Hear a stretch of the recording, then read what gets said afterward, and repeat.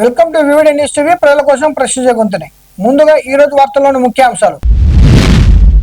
మహానందిలో భక్తులకు మెరుగైన సౌకర్యాలు, దేవస్థానం అధికారులపై ప్రశంసలు. రైతుల గోడు పట్టించుకొని కూటమి ప్రభుత్వం, నంద్యాలలో వైసీపీ భారీ నిరసన. పిఠాపురం నియోజకవర్గ టీడీపీ ఇన్ఛార్జిగా వర్మను తప్పించిన టీడీపీ అధిష్టానం. హైదరాబాద్ లో డ్రగ్స్ దందాపై భారీ దాడి, 204 మందికి పరీక్షలు, 87 మందికి పాజిటివ్. వరంగల్ రైతు డిక్లరేషన్ కు పిండం పెట్టిన బీఆర్ఎస్ నేతలు. ధర్మవరంలో ఏటీఎం చోరీ, రాప్తాడు వద్ద మిషన్ పాడేసిన దుండగులు. నాడు బుల్లెట్ ఎక్కా, నేడు రాష్ట్రానికి బుల్లెట్ కంపెనీ తెచ్చా సీఎం చంద్రబాబు. తమిళ రాజకీయాల్లో విజయ్ని ఎదుర్కోవడానికి ఒకటయ్యే ఆలోచనలో డిఎంకే, ఏఐడిఎంకే పార్టీలు. విజయ్ ఇంటి బయట కన్నీళ్లతో అభిమాని పూజలు. అనుమతులు లేకుండా కాలేజీ నిర్వహిస్తున్న యాజమాన్యంపై చర్యలు. ఇంటర్మీడియట్ అధికారి శంకర్ నాయక్ హెచ్చరిక.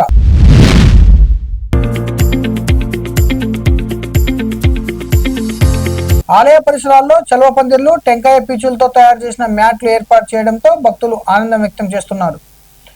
ఆలయ అధికారి శ్రీనివాస్ రెడ్డి ఏఈఓ సిబ్బందితో కలిసి ఏర్పాట్లను పరిశీలించి భక్తులతో మాట్లాడారు. దర్శనం, ప్రసాదాలపై భక్తులు సంతృప్తి వ్యక్తం చేస్తూ దేవస్థానం సిబ్బందిని అభినందించారు.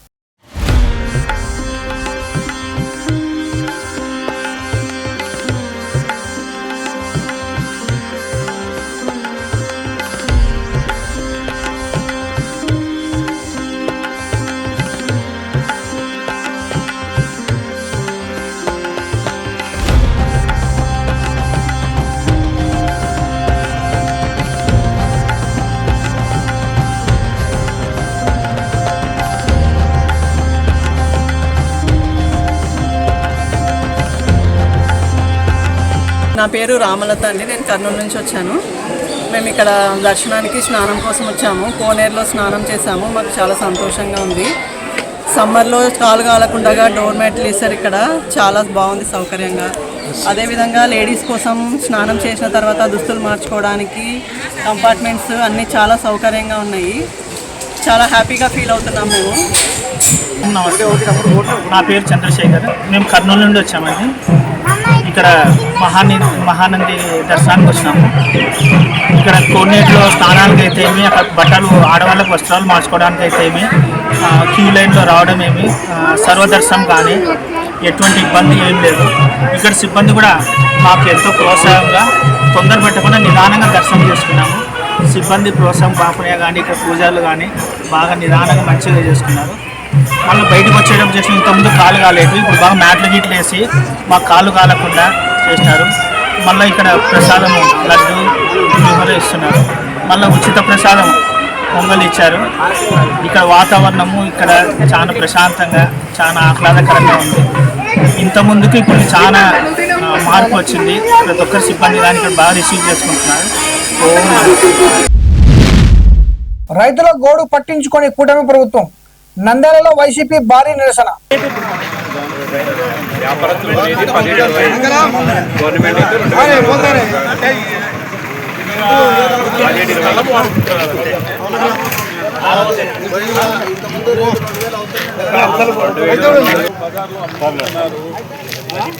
ప్రతి వైఎస్ఆర్సీపీ గవర్నమెంట్ జగన్మోహన్ రెడ్డి గారి నేతృత్వంలో మేము పనిచేసినప్పుడు మద్దతు ధర బయట తగ్గిందంటే ప్రతి అగ్రికల్చర్ ప్రోడక్ట్స్ ఏదైనా సరే కొనడం జరిగింది.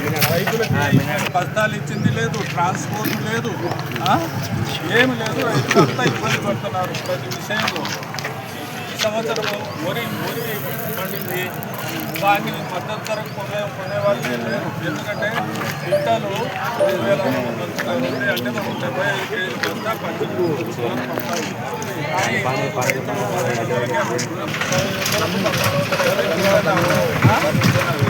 మరి రైతులకు సంబంధించి ఏమి సరిగ్గా మొదలుపెట్టిన దాఖలాలు ఫర్టిలైజర్స్ చూద్దామా, ఏమి ఫర్టిలైజర్స్ రావడం లే. మళ్ళీ సీజన్ స్టార్ట్ అయినాక రైతులు కానీ కౌలు తీసుకున్న వాళ్ళు కానీ వాళ్ళ పరిస్థితి ఏమేమి పోతున్నాయో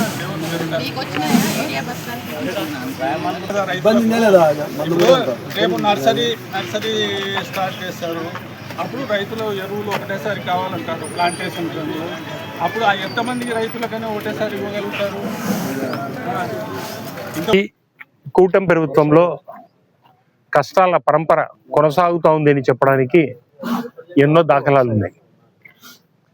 ఈరోజు రైతులు ఏ రకంగా నష్టపోతూ ఉన్నారు, ఏ రకంగా కష్టపడతా ఉన్నారు అనేది ఏ విభాగంలో చూసిన రైతునైనా అడిగినా కూడా వాళ్ళ బాధలు వర్ణాతీతం. రైతే రాజు అని చెప్తారు. రైతును దోచుకోవడమే ఈ కూటమి ప్రభుత్వం యొక్క ప్రధాన ఎజెండాగా తెలుస్తూ ఉంది. మొక్కజొన్న కేంద్రం, మొక్కజొన్న కొనుగోలు, మద్దతు ధర మేము కొంటామని చెప్పారు. మార్కెట్ యార్డ్లోకి వచ్చాం. మన ముందు మొక్కజొన్న కూడా వేసినారు, మార్కెట్ యార్డ్లో ఉంది. నేను సూటిగా మీ ద్వారా ప్రభుత్వాన్ని అడుగుతా ఉన్నాను, మీరు మొక్కజొన్న కొంటా ఉన్నారా? కొనట్లేదు. 1700 రూపాయల నుంచి 1750 రూపాయలకు మార్కెట్ యార్డ్లో ఆరబోసుకొని ప్రైవేట్ వ్యక్తులకు అమ్ముకుంటా ఉన్నారు. ఇది దీన పరిస్థితి. మీరు మద్దతు ధర 2400 రూపాయలు ప్రకటించడం జరిగింది. పిఠాపురం రాజకీయాల్లో కీలక పరిణామం చోటు చేసుకుంది. పిఠాపురం నియోజకవర్గంలో నూతన కమిటీ ఏర్పాటు నేపథ్యంలో టీడీపీ హైకమాండ్ వర్మను ఇన్ఛార్జ్ పదవి నుంచి తప్పించింది. ఈ నిర్ణయంపై స్పందించిన వర్మ భావోద్వేగానికి గురయ్యారు. నన్ను సంప్రదించాకే ప్రకటన విడుదల చేశారు, పార్టీ నిర్ణయానికి నేను కట్టుబడి ఉంటాను అంటూ ఆవేదన వ్యక్తం చేశారు. వర్మ వ్యాఖ్యలు ప్రస్తుతం పిఠాపురం రాజకీయాల్లో చర్చనీయాంశంగా మారాయి.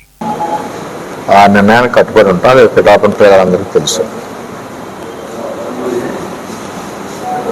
నిర్ణయం పార్టీకి నిలబడాలన్నారు, మనం నిలబడ్డాం. పార్టీకి ఎప్పుడూ కూడా వ్యతిరేకంగా కానీ పార్టీ బలోపేతానికి పనిచేసాను తప్పితే వేరే. రెండవది, మీరు అడిగిన ప్రశ్నకి నేను ఆల్రెడీ మొన్న లోకేష్ గారిని కలిశాను, లోకేష్ గారితో డిస్కస్ చేసాం. ఏదైతే ఇక్కడ ఇబ్బందులు లేకుండా కూటమి ముందుకు వెళ్ళాలి కాబట్టి ఒక కమిటీని వేసి చేయమని చెప్పాను. నాకు కూడా కొంచెం టైం స్పెండ్ చేయడానికి కూడా కొంచెం ఇబ్బందిగానే ఉంది. చేయండి, నేను కూడా ఒక్కరిని కూడా చేయలేకపోతున్నానని చెప్పడం జరిగింది. దాని ప్రకారమే ఈరోజు ఆ ప్రకటన వచ్చింది. పార్టీ నాతో సంప్రదించిన తర్వాతే లోకేష్ గారు ఆ ప్రకటన వచ్చే ముందు కూడా నాకు పల్లా శ్రీని గారు, నారాయణ గారు ఫోన్ చేసి చెప్పారు. చెప్పిన దాని ప్రకారం జరిగింది. పార్టీ సమీకరణాల సమయంలో కొన్ని రకాలుగా ఆలోచన చేస్తుంటారు. ఆ ఆలోచనకి ఎప్పుడు కూడా అనుగుణంగా పిఠాపురం తెలుగుదేశం పార్టీ కేంద్ర పార్టీ అధ్యక్షుల ఆదేశాలకు అనుగుణంగా పనిచేస్తుంది. పిఠాపురం అంతా హైదరాబాద్ లో డ్రగ్స్ వినియోగదారులపై టాస్క్ ఫోర్స్ నార్కోటిక్స్ విభాగం స్థానిక పోలీసులు సంయుక్తంగా ఆకస్మిక వైద్య పరీక్షలు నిర్వహించారు. రౌడీ షీటర్లు, డ్రగ్స్ కు అలవాటు పడిన అనుమానితులు సహా 204 మందికి పరీక్షలు చేయగా 87 మందికి డ్రగ్స్ వినియోగం నిర్ధారణ అయింది. పాజిటివ్ గా తేలిన వారిపై చట్టపరమైన చర్యలు తీసుకుంటామని పోలీసులు తెలిపారు.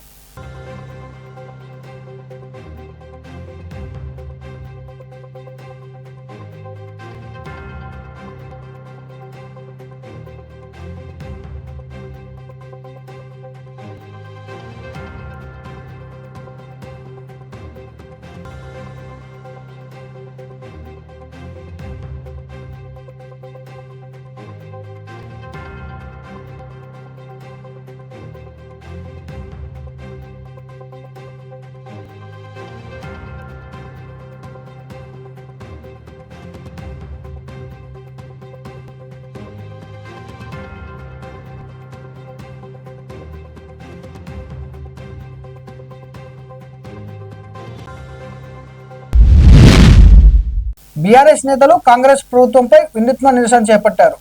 వరంగల్ రైతు ప్రకటన పేరుతో కాంగ్రెస్ రైతులను మోసం చేసిందని ఆరోపిస్తూ నాగార్జున సాగర్ ప్రాంతంలో కృష్ణానది తీరాన ఆ ప్రకటనకు ప్రతీకాత్మకంగా పిండం పెట్టారు. ఈ కార్యక్రమంలో మాజీ ఎమ్మెల్యే నోముల భగత్ తో పాటు పలువురు బీఆర్ఎస్ నాయకులు పాల్గొన్నారు. రైతులకు ఇచ్చిన హామీలను కాంగ్రెస్ అమలు చేయలేదని నేతలు మండిపడ్డారు.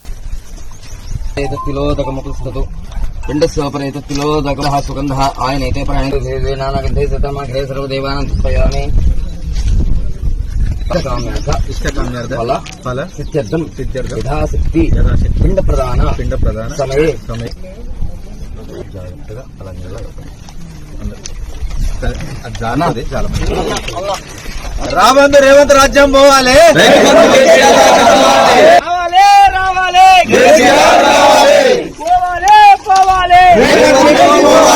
రాబందు రేవంత్ పోవాలి. రాబందు రేవంత్ పోవాలి.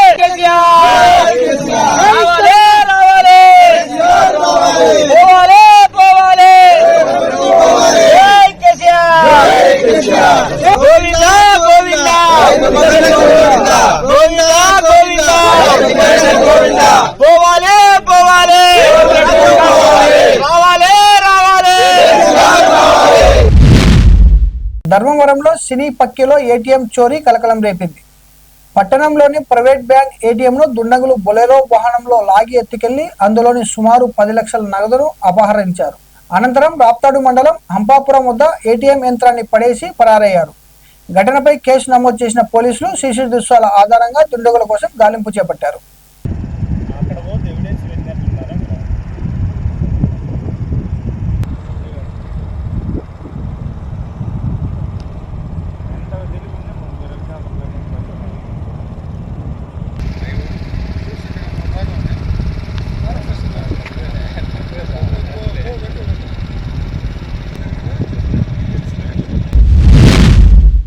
ఆంధ్రప్రదేశ్ అభివృద్ధిపై మాట్లాడిన సీఎం ఎన్ చంద్రబాబు నాయుడు ఆసక్తికర వ్యాఖ్యలు చేశారు.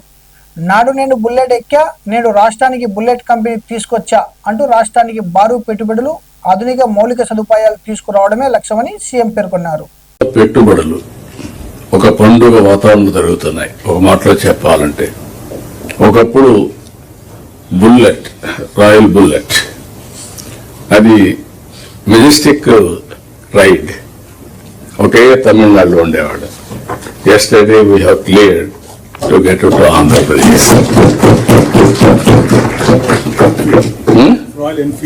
రాయల్ ఎన్ఫీల్డ్ నేను చిన్నప్పుడు కూడా కాలేజీలో ఉన్నప్పుడు రాయల్ ఎన్ఫీల్డ్ ఎక్కితే అదొక ప్రైడ్, మెజెస్టిక్ వెహికల్. అది ఒక్క తమిళనాడు అంటే మనం తేగలిగాం. తమిళ రాజకీయాల్లో సంచలన చర్చ జరుగుతుంది. విజయ్ రాజకీయ ప్రభావాన్ని ఎదుర్కొనేందుకు డిఎంకే, ఏఐడిఎంకే పార్టీలు కలిసి పనిచేసే విధంగా ఆలోచిస్తున్నట్లు సమాచారం.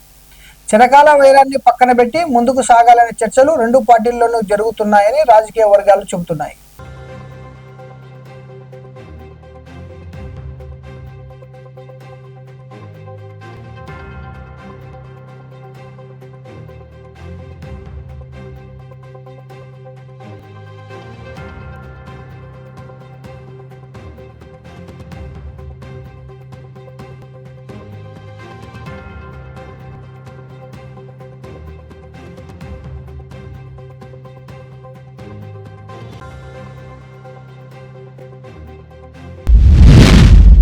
తమిళనాడులో ప్రభుత్వం ఏర్పాటుపై ఉత్కంఠ కొనసాగుతున్న వేళ టీవీకే చీఫ్ విజయ్ ఇంటి బయట ఓ అభిమాని కన్నీళ్లతో ప్రత్యేక పూజలు నిర్వహించడం చర్చనీయాంశమైంది. ఎన్ని అడ్డంకులు వచ్చినా విజయ్ సీఎం అవుతారు అంటూ భావోద్వేగానికి గురైన అభిమాని మీడియా ప్రచారంపై కూడా ఆవేదన వ్యక్తం చేశారు.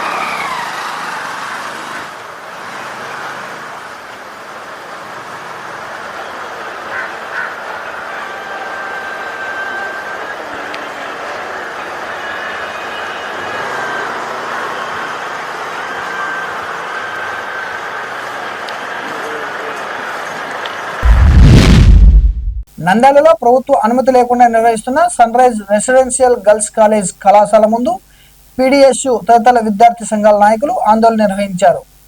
అక్రమ అడ్మిషన్లను అడ్డుకుంటూ కళాశాలల బ్యానర్లు, ఫ్లెక్సీలను చింపివేశారు. ఈ కళాశాలలో ఎవరూ అడ్మిషన్ తీసుకోవద్దని జిల్లా ఇంటర్మీడియట్ అధికారి శంకర్ నాయక్ విద్యార్థులు, తల్లిదండ్రులకు హెచ్చరిక జారీ చేశారు. అనుమతులు లేకుండా కాలేజీ నిర్వహిస్తున్న యాజమాన్యంపై చర్యలు తీసుకుని వెంటనే సీజ్ చేయాలని విద్యార్థి సంఘాలు డిమాండ్ చేశాయి.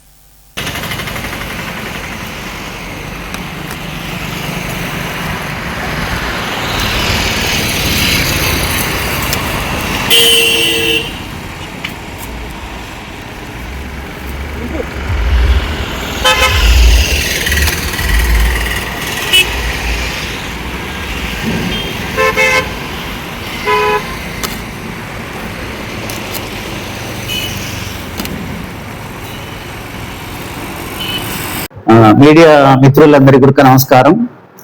మరి ఈరోజు పీడీఎస్యు విద్యార్థులు సన్ రైజ్ కళాశాల పైన అనేక రకాలైనటువంటి పాంప్లెట్ల మీద వారు ఆరోపణలు చేయడం జరిగినది.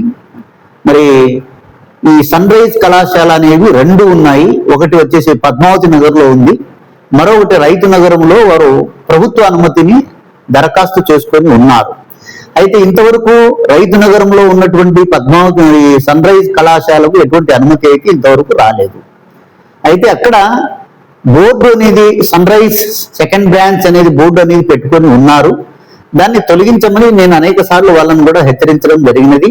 అయితే ఇన్స్ట్రక్షన్ రీత్యా ఆ బోర్డు మీరు పెట్టాం సార్, దాన్ని తొలగిస్తామని కూడా చెప్పారు. కానీ ఇంతవరకు అది తొలగించినందుకు ఈరోజు పీడీఎస్యు విద్యార్థులే ఆ యొక్క బ్యానర్ ని కూడా చింపి వేయడం జరిగినది. అయితే విద్యార్థుల యొక్క తల్లిదండ్రులను మరి ఈ యొక్క నంద్యాల ప్రజలకు నేను తెలియజేసేది ఏమంటే, రైతు నగరంలో ఉన్నటువంటి సన్ రైజ్ కళాశాలకు ప్రభుత్వ అనుమతి అనేది ఇంతవరకు రాలేదు. అయితే ప్రభుత్వానికి దరఖాస్తు అయితే చేయడం జరిగింది. దానికి సంబంధించినటువంటి 3-man కమిటీ కూడా రిపోర్ట్ను కూడా మనం తయారు చేసి మరి బోర్డు అధికారులకు ప్రభుత్వానికి మనం పంపించడం జరిగింది. కాబట్టి మరి ఇది అనుమతి వచ్చే వరకు విద్యార్థులు కానీ వారి యొక్క పేరెంట్స్ కానీ ఆ కళాశాలలు అనుమతి అనేది ఇవ్వడం అనేది జరగదు. ఈ విషయాన్ని కూడా మీరు మరి ప్రెస్ ద్వారా నేను తెలియజేస్తున్నాను. అయితే పద్మావతి నగర్లో ఉన్నటువంటి సన్ రైజ్ కాలేజ్ మాత్రం అనుమతి ఉన్నది. అది పూర్వనామం భువన విజయం అనేటువంటి నామం ఉంది. దానికి తిరిగి నేమ్ చేంజ్ కోసం దరఖాస్తు చేసుకుంటే అది అనుమతి అయితే వచ్చింది. మరి విద్యార్థులు చేరదలిచిన వాళ్ళు సన్ రైజ్ కాలేజీ పద్మావతి నగర్కి అయితే అనుమతి ఉంది కాబట్టి అక్కడ ఏ విద్యార్థి అయినా చేరవచ్చు. అయితే రైతు నగరంలో ఉన్నటువంటి సన్ రైజ్ కళాశాలకు అయితే ఇంతవరకు ప్రభుత్వ అనుమతి అనేది రాలేదు. ఈ విషయాన్ని పత్రికా ముఖంగా నేను మీ అందరికీ కూడా తెలియజేస్తున్నాను. మరిన్ని అప్డేట్ కోసం చూస్తూనే ఉండండి వివిడి న్యూస్ టీవీ, ప్రజల కోసం ప్రశ్నించే గొంతునై.